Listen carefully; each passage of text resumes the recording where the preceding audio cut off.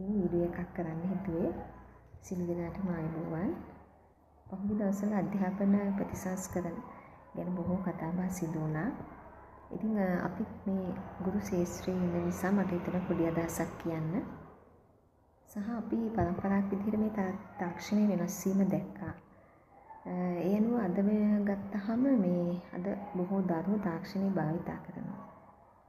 හැබැයි එතනදී ප්‍රශ්න තියෙනවා. සහ මේක නිවැරදිව කොහොමද භාවිතා කරන්නේ කියන එක ගැටලු තියෙනවා. දැන් අපේ විෂය නිර්දේශය ගත්තහම විවිධ ආණ්ඩු මගින් විවිධ ප්‍රතිසංස්කරණ විවිධ දේවල් එකතු කරලා තියෙනවා. දැන් හැබැයි මේ වෙනකොට සමහර දේවල් වෙනස් විය යුතුයි.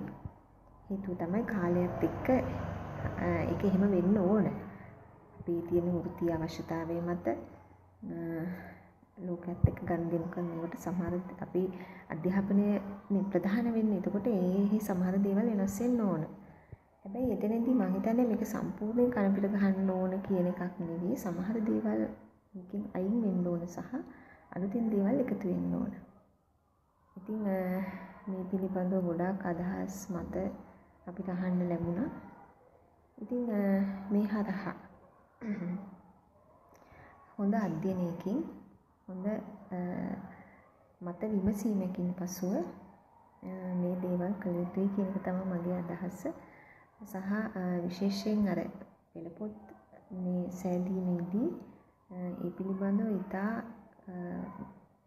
ඉතාම සුමේ පරීක්ෂාකාරීව ඒවා මුද්‍රණයට පෙර බැලිය යුතුයි කියන එක. හේතුව මේක දරුවෝ අතරට ගියාම දැන් ඔවුන් විවිධ දැස් හොයනවා වැඩි.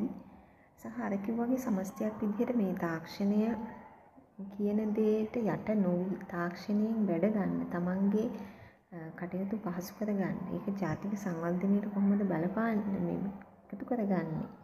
සහ ඔය කියන දැන් ඔය අපි කියන මේ අහිතකර වෙබ් අඩවි සහ අනිකුත් අන්තර්ජාල හරහා සිදුවන සියලු අපචාරයන් දපරාධ වගේ දේවල් පිළිබඳ දරුවන්ට අවබෝධය දෙන්න ඕනේ.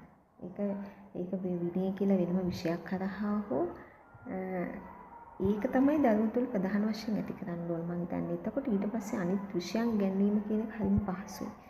අද අපි ගොඩක් වෙලා තියෙන පාසල් පද්ධතිය ගත්තත් පුද්ගලචාරයා ගත්තත් වැඩිහිටි චාරයා ගත්තත් මේ ආකල්ප සහ හැසිරීම් රටාව වල ලොකු වෙනසක් තියෙනවා. ඒකට එක හේතුවක් වෙලා තියෙනවා තාක්ෂණය.